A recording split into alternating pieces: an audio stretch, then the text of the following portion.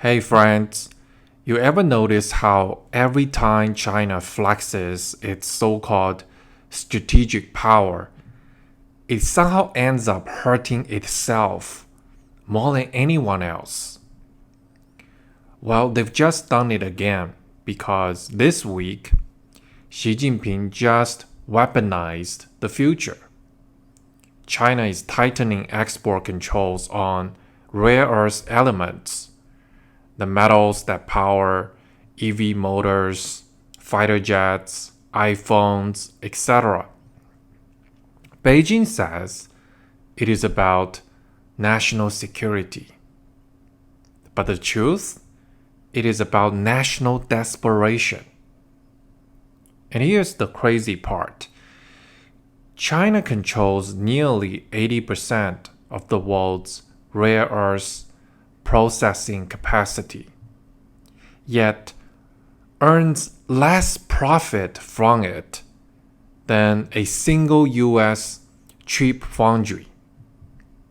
And now, instead of selling those dirt, minerals to the world, Beijing is banning exports of 5 key rare earth elements and the technology to process them. They proudly call it strategic containment, while I call it economic suicide with Chinese characteristics. Xi thinks he's playing the same game OPEC played in the 1970s, the oil shock, right? Cut supply, drive up prices, and make the world kneel. But here's the catch. Rare earths are not rare. They are scattered across Australia, the US, Canada, and Vietnam. The only reason China dominates is because others didn't want the pollution from refining them. Now, the world is building its own network fast. Japan's Sumitomo is expanding processing in Malaysia. Australia's Lynas is scaling production. The US just opened a refinery in Texas. And India, which has the world's third largest reserves of rare earth elements, is working to bolster its domestic mining and refining capabilities. Beijing is trying to flex like it has leverage. But what it's doing is really just accelerating its own obsolescence. When you supply 80% of something and then start choking your customers will learn the lesson quickly, kick you out of their supply chains, and make sure that you will never dominate again. That is not a smart strategy from Beijing. That is clearly self-sabotage. And here's the brutal truth. China's economy is collapsing faster than its propaganda can hide it. Property prices down 41 straight months. Consumer confidence in free fall.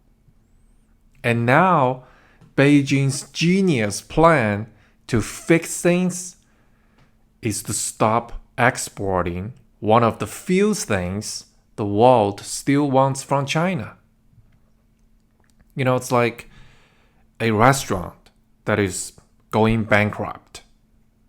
And their big idea is to stop serving food. The rare earth sector brings in billions in foreign currency, something China desperately needs. Cutting that off means starving your own miners and tech manufacturers, the industries you actually need to survive.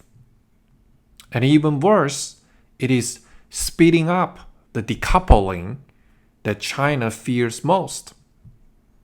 The free world has already been diversifying its supply chains away from China since COVID. And now Xi has handed them one more reason never to return. This export ban from China is not a power move, it is a panic move, a desperate attempt to look strong while the ground beneath him is sinking. Xi doesn't build alliances, he builds dependencies. And when those fail, he builds fear. But fear has a very short shelf life. Eventually, other people adapt and leave you behind. Japan, the US, and Europe are forming rare earth alliances. Vietnam is ramping up extraction. The Philippines and Canada are joining in. In 5 years, China's monopoly will just look like Huawei. It's all swagger, but no market outside China. And Xi's dream of Made in China 2025, it's turning into, Trapped in China 2025. And the irony, the more he tightens control, the weaker China becomes. Because control kills investment. Control kills foreign trust. And in a global economy, trust is power. And even if Xi wants to control rare earth exports, he can't do it. Because China's corruption is stronger than its regulations. For decades, rare earth smuggling has been one of the biggest underground businesses, from Inner Mongolia to Fujian. Tons of rare earth concentrate move through fake paperwork, hidden in those scrap metal containers, or routed through some Hong Kong middleman. During the 2010 export quota era, China's own customs ministry admitted that up to 40% of exports bypassed the official quotas. And that black market never disappeared. It just went quiet.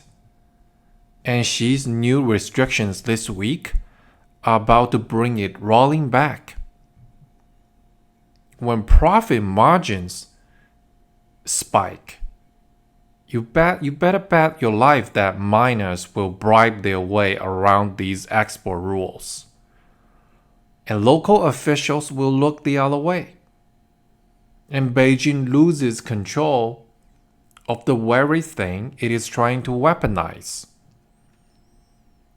You can't scare the world into submission when your own miners are selling out the back door.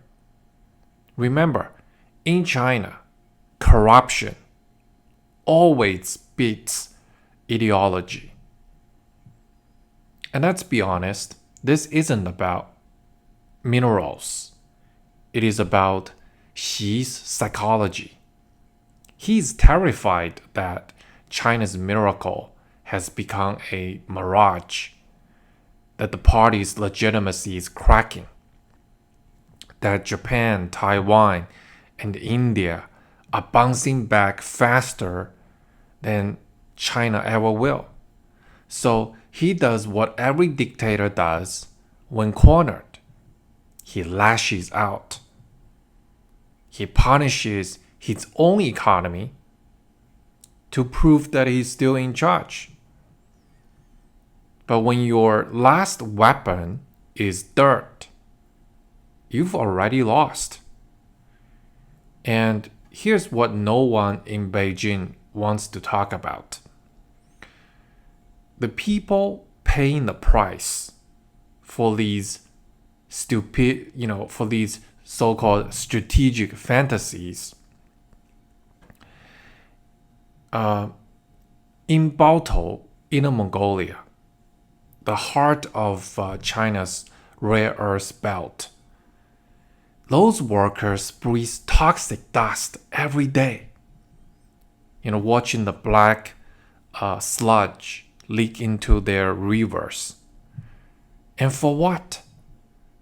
For an export policy that cuts their pay, kills their exports, and gives them nothing in return. She talks about self-reliance. But the only thing truly self-reliant in China is, the suffering and of these ordinary people, the collateral damage they have to go through. This isn't just about China. It's about what happens after China. As the world diversifies away from Chinese supply, it won't stop at minerals. The global supply chain will permanently rewire. And when that happens, China won't just lose leverage, it will lose relevance. Remember OPEC in the 1970s? They thought they could control the world forever.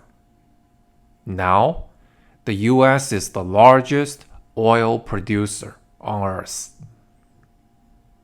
And history is just repeating itself. Xi's rare earth weapon was supposed to, make the free world kneel. Instead, it is making the world walk away. So yes, China just weaponized the rare earth. But in doing so, the world will soon come to the realization that it doesn't need China as much as China needs the world. The future doesn't belong to whoever hoards the minerals. It belongs to whoever builds the alternatives. And right now, that is not China. Xi's rare earth gamble is not a show of confidence. It is the desperate move of a nation past its prime.